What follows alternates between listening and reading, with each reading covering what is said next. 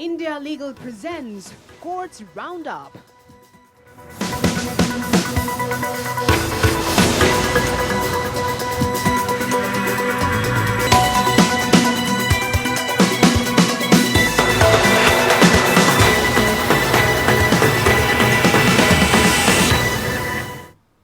Supreme court ने Allahabad high court में आपराधिक अपीलों के लंबित रहने पर स्वतः संज्ञान लिया।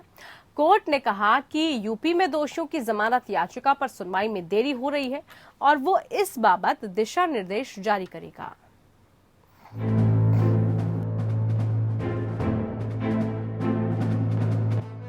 इलाहाबाद हाई कोर्ट में लंबे समय से लंबित आपराधिक अपीलों पर नाराजगी जाहिर करते हुए सुप्रीम कोर्ट ने मामले पर स्वतः संज्ञान लिया है।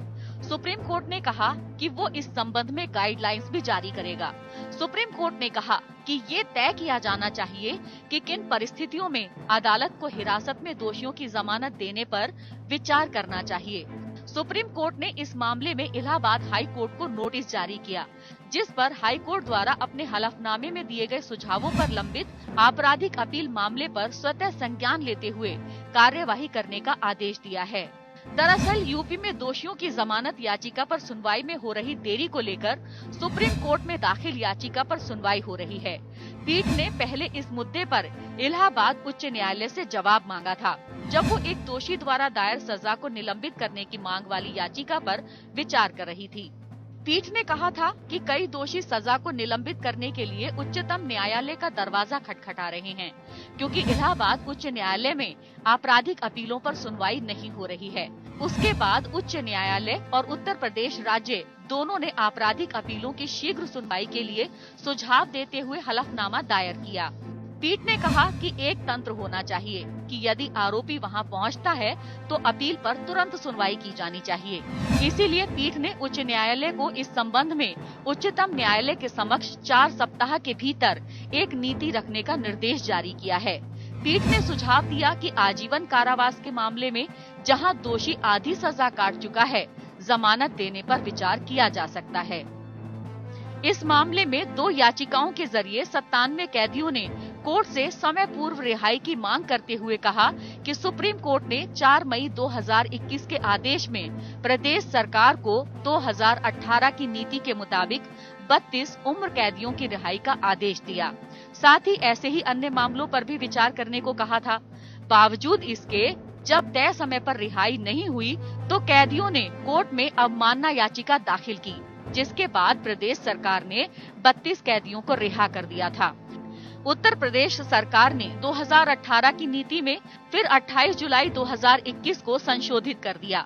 इस संशोधन में कहा गया कि ये नीति 60 वर्ष या उससे अधिक उम्र के कैदी पर ही लागू होगी। सुप्रीम कोर्ट में दाखिल इन याचिकाकर्ताओं ने अपनी याचिका में कहा था कि सरकार ने कोर्ट के आदेश को निष्प्रभावी करने के लिए जुलाई में ये संशोधन किया है। Bureau report.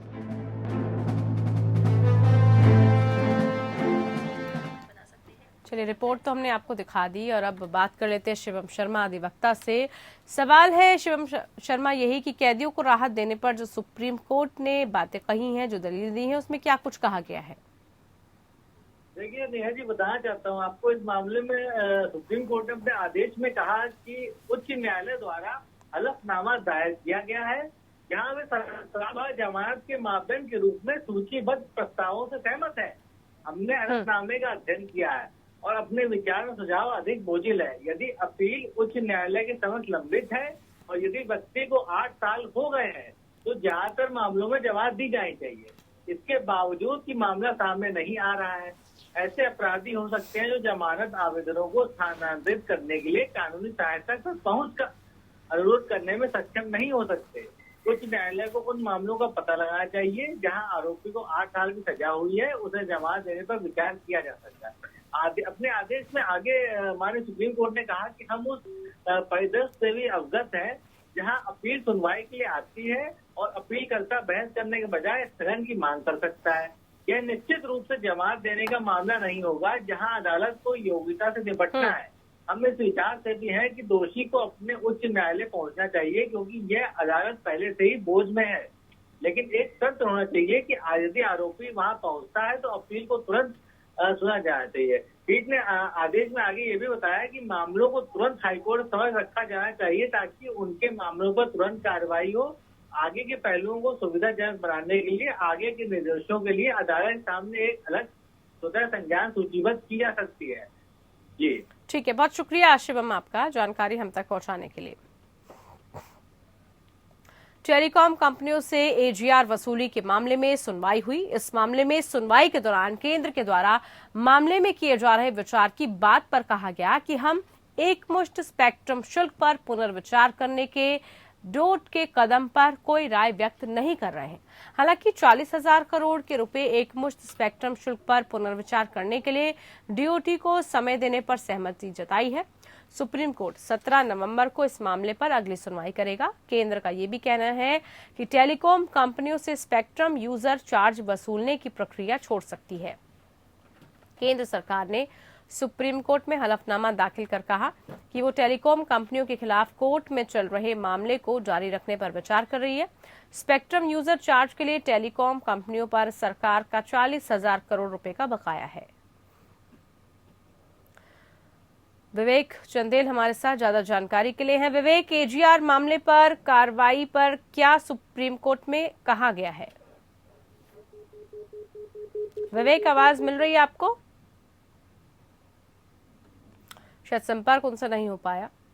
तो टेलीकॉम कंपनियों से एजीआर वसूली का ये पूरा मामला, जिसको लेकर टेलीकॉम कंपनियों से एजीआर वसूली को लेकर ये कहा गया है। आपको बता दें कि एजीआर मसले पर सुप्रीम कोर्ट ने जो कार्रवाई है उसकी बात की है।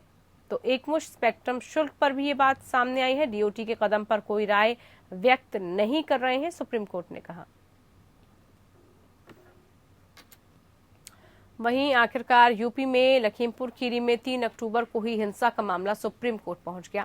2 वकीलों ने शीर्ष कोर्ट में याचिका दायर कर मंत्रियों के खिलाफ एफआईआर दायर करने और उन्हें दंडित करने की मांग की है। याचिका में कोर्ट से आग्रह किया गया है कि वो गृह मंत्रालय व पुलिस को मंत्रियों के खिलाफ केस दर्ज करने का निर्देश दे।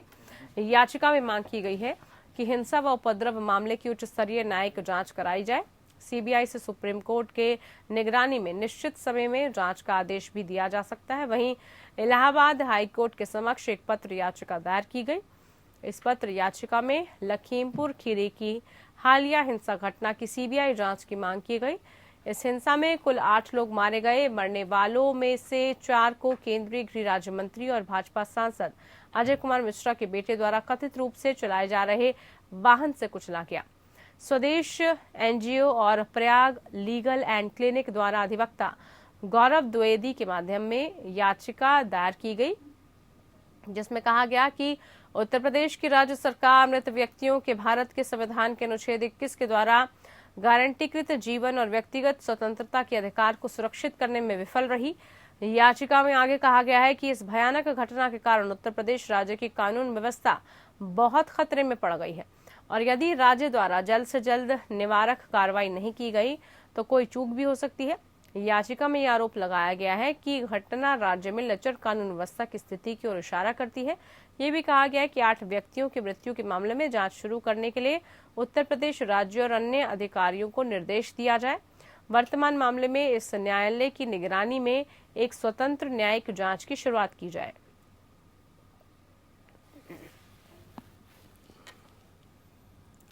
2002 के दंगों में गुजरात के तत्कालीन मुख्यमंत्री नरेंद्र मोदी को एसआईटी की तरफ से क्लीन चिट देने की चुनौती देने के मामले में सुप्रीम कोर्ट में सुनवाई हुई। मामले की सुनवाई के दौरान याचिकाकर्ता जकिया जाफरी की तरफ से पेश वकील कपिल सिब्बल में मामले को लिस्ट करने का मामला कोर्ट के सामने उठाया। सिब्बल ने कोर्ट से कहा कि इस मामले में ज्यादा दस्तावेज है, इसलिए इतनी जल्दी की तारीख में मामले में पक्ष रखना संभव नहीं होगा। जस्टिस खानविलकर ने कहा कि इसकी जानकारी पहले ही दे दी गई थी। हालांकि कोर्ट ने कपिल सिब्बल की दलील पर मामले की सुनवाई के लिए अगली तारीख देते हुए कहा कि मामले को दाखिल हुए 3 साल हो चुके हैं, अब मामले में और तारीख नहीं दी जाएगी। सुप्रीम कोर्ट 26 अक्टूबर को इस मामले की सुनवाई करेगा। दरअसल एसआईटी ने क्लोजर रिपोर्ट में कहा था कि जांच एजेंसी को आरोपियों के खिलाफ अभियोग चलाने योग्य कोई सबूत नहीं मिला, जिसके बाद जकिया ने एसआईटी फैसले के खिलाफ गुजरात हाईकोर्ट में याचिका दाखिल की। वहां गुजरात हाईकोर्ट ने अक्टूबर 2017 में जकिया की याचिका खारिज कर दी। हाईकोर्ट के इस आदेश को जाफरी ने 2018 में सुप्रीम कोर्ट में चुनौती दी, जिस पर सुप्रीम कोर्ट में सुनवाई चल रही है। ये मामला गोधरा में साबरमती एक्सप्रेस के एक डिब्बे में आग लगाए जाने से 59 लोगों के मारे जाने की घटना के ठीक एक दिन बाद 28 फरवरी 2002 को हुई घटना, जिसमें अहमदाबाद की गुलबर्ग सोसाइटी में 68 लोग मारे गए थे। इन दंगों में मारे जाने वालों में कांग्रेस के पूर्व सांसद एहसान जाफरी भी शामिल थे। एसआईटी की घटना की जांच करते हुए 2012 में गुजरात के तत्कालीन मुख्यमंत्री मोदी और 63 अन्यों को मामले में क्लीन चिट देते हुए क्लोजर रिपोर्ट दाखिल की थी।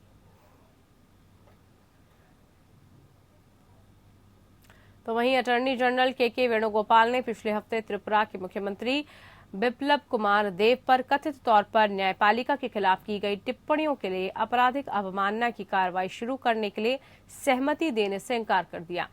अटॉर्नी जनरल सुप्रीम कोर्ट के वकील अबू सोहेल द्वारा भेजे गए एक पत्र पर विचार कर रहे थे, जिसमें उनसे अदालत की अवमानना अधिनियम 1971 की धारा 15(1)(b) के तहत मुख्यमंत्री के खिलाफ अवमानना कार्रवाई शुरू करने के लिए सहमति देने का अनुरोध किया गया था। अटॉर्नी जनरल ने कहा कि सीएम कुमार देव द्वारा दिए गए बयानों की सामग्री, जैसा कि वकील सोहेल द्वारा निकाली गई है, कम से कम कहने के लिए निंदनीय है और पूरी तरह से गैर जरूरी है। हालांकि उन्होंने कहा कि कुछ बाद की घटनाओं में ऐसा प्रतीत होता है कि कुछ ऐसा हुआ है। अपने बाद के बयान में सीएम ने दावा किया था कि न्यायपालिका और न्यायिक संस्थाओं की अवहेलना करने के लिए उनकी टिप्पणी को कुछ प्रिंट और इलेक्ट्रॉनिक मीडिया में गलत तरीके से रिपोर्ट किया गया था। उन्होंने आगे स्पष्ट किया था कि वो सभी न्यायिक संस्थानों को सर्वोच्च सम्मान में रखते हैं और न्यायपालिका की महिमा को बनाए रखने के लिए कर्तव्यबद्ध है। अंत में उन्होंने कहा था कि जैसे कि रिपोर्ट की गई है, उन्होंने अधिकारियों को कहा है कि जहां तक दूर दूर तक की अदालतों के आदेशों की अवहेलना करने की कोई संदेश नहीं दिया जाता था। हाल ही में त्रिपुरा के महाधिवक्ता सिद्धार्थ शंकर डे ने राज्य के मुख्यमंत्री बिप्लब कुमार देव के खिलाफ उनकी कथित टिप्पणी भारत के न्यायालयों का अपमान करने और बदनाम करने और इसकी गरिमा को कम करने के लिए प्रयास करने के लिए अदालत की अवमानना की कार्रवाई शुरू करने के लिए अपनी सहमति देने से इनकार कर दिया था।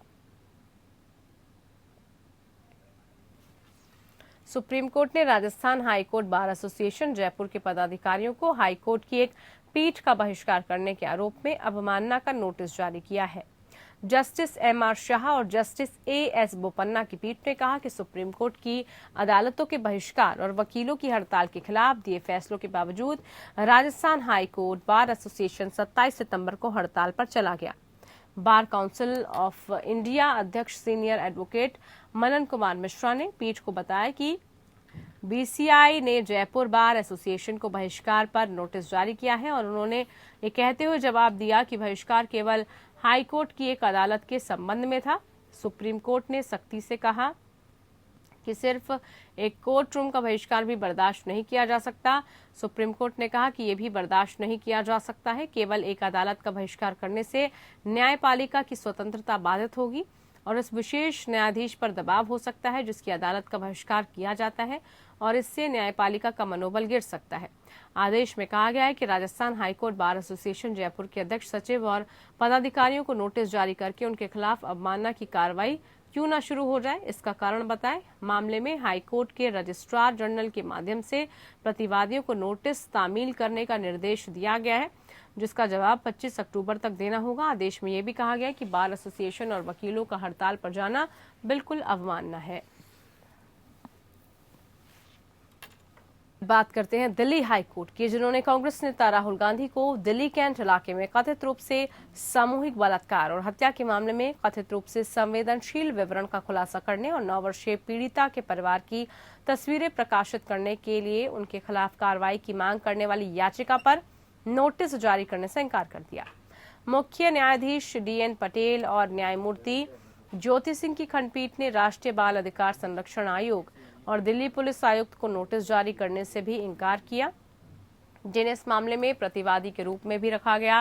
बेंच ने हालांकि micro blogging, social media, Twitter ink के नोटिस जारी किया और 30 नवंबर तक इस मामले में अपना जवाब दाखिल करने का निर्देश दिया। ये घटनाक्रम राहुल गांधी के ट्विटर हैंडल की बहाली के बाद हुआ।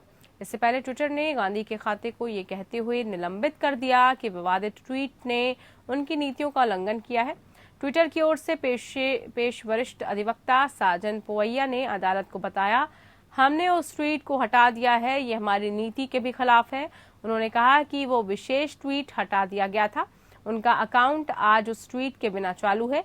याचिकाकर्ता की ओर से पेश अधिवक्ता गौतम झा ने आरोप लगाया कि ट्वीट पॉक्सो अधिनियम के साथ साथ निपुण सक्सेना बनाम भारत संघ के मामले में सुप्रीम कोर्ट द्वारा जारी विस्तृत दिशा निर्देशों का उल्लंघन है। उन्होंने तर्क दिया कि बाद की घटनाओं का अपराधी की दोषिता पर कोई असर नहीं पड़ता। इस मामले में नोटिस जारी करने पर जोर दिया। हालांकि बेंच ने यह स्पष्ट कर दिया है कि वो प्रतिवादी नंबर 1-3 यानी राहुल गांधी, एनसीपीआर और दिल्ली पुलिस के आयुक्त को नोटिस जारी करने के लिए इच्छुक नहीं है। नोटिस केवल प्रतिवादी नंबर 4 यानी ट्विटर इंक पर जारी किया जाता है। इधर पिछले दिनों रोहिणी जिला अदालत में हुई गोलीबारी के बाद दिल्ली उच्च न्यायालय ने अदालत परिसर में सुरक्षा चिंताओं से संबंधित स्वतः संज्ञान मामले में नया नोटिस जारी किया। मुख्य न्यायाधीश DN पटेल और न्यायमूर्ति ज्योति सिंह की खंडपीठ ने मामले के सभी बार संघों और पक्षों से अदालत परिसर में सुरक्षा में सुधार के बारे में अपने सुझाव और सिफारिशें साझा करने को कहा। बेंच ने कहा कि इन सुझावों को साझा किया जा सकता है ताकि इसे फिल्टर किया जा सके और वही सुझाव दोहराए ना जाए। कोर्ट ने यह भी नोट किया कि दिल्ली पुलिस और बार काउंसिल ऑफ इंडिया ने पहले ही इस मामले में अपने सुझाव दिए थे। दिल्ली पुलिस और सभी बार एसोसिएशनों के सुझावों को अदालत द्वारा पारित किए जाने वाले आदेशों में शामिल किया जाएगा। कोर्ट ने कहा, हम दोहराए गए सुझावों के साथ 100 से 200 रिपोर्ट और कागजात नहीं चाहते हैं। कोई भी वकील जो अपने सुझाव देना चाहता है उन्हें दिल्ली उच्च न्यायालय बार एसोसिएशन को भेज सकता है। अतिरिक्त सॉलिसिटर जनरल चेतन शर्मा ने संघ की ओर से कहा कि दिल्ली पुलिस पहले ही अपने सुझाव दे चुकी है। कोर्ट ने कहा कि इस मामले में सभी प्रतिवादियों द्वारा सुझाव दिए जा सकते हैं। कोर्ट ने यह भी कहा कि किसी को ये महसूस नहीं होना चाहिए कि उनके सुझावों को शामिल नहीं किया गया है। या तो उन्हें बार एसोसिएशन के माध्यम से दें या फिर हलफनामा दाखिल करें। आप अपनी उपस्थिति दें और हम बाकी पार्टियों को नोटिस जारी कर रहे हैं। अन्य अधिवक्ताओं को भी प्रतियां उपलब्ध कराएं, लेकिन सोमवार तक अपने सुझाव दें। मामले की सुनवाई अगले सप्ताह होगी। दिल्ली के रोहिणी जिला न्यायालय में हाल ही में हुई एक गोलीबारी की घटना के बाद न्यायालय दिल्ली NCR के अलग अलग न्यायालय परिसरों में सुरक्षा चिंताओं पर स्वतः संज्ञान लेते हुए एक मामले की सुनवाई कर रहा था।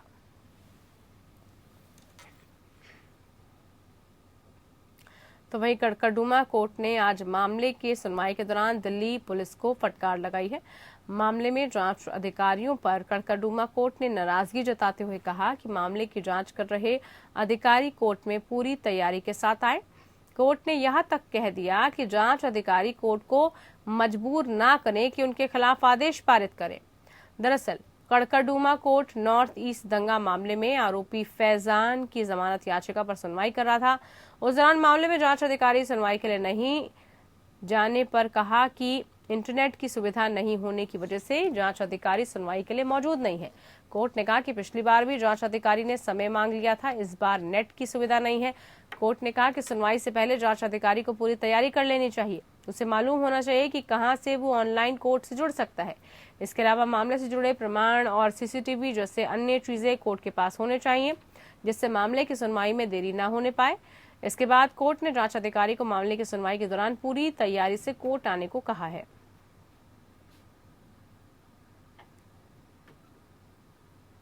पंजाब और हरियाणा उच्च न्यायालय ने मंगलवार को डेरा सच्चा सौदा के पूर्व प्रमुख गुरमीत राम रहीम की खिलाफ हत्या के मुकदमे को वर्तमान अदालत से दूसरी CBI अदालत में स्थानांतरित करने की मांग वाली याचिका खारिज कर दी है।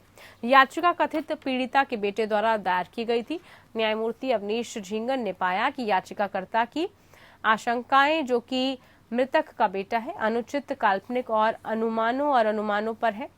न्यायमूर्ति ने टिप्पणी की है कि स्थानांतरण याचिका की आड़ में याचिकाकर्ता को अपनी इच्छा के अनुसार एक पीठ चुनने या परिणाम प्राप्त करने की अनुमति नहीं दी जा सकती। याचिकाकर्ता ने दावा किया था कि वर्तमान में सुनवाई कर रहे विशेष न्यायाधीश केंद्रीय जांच ब्यूरो के लोक अभियोजन से अनुचित रूप से प्रभावित थे, जिन्हें मुकदमे का जिम्मा नहीं सौंपा जा सकता था। फिर भी उन्होंने कार्रवाई में रुचि ली है।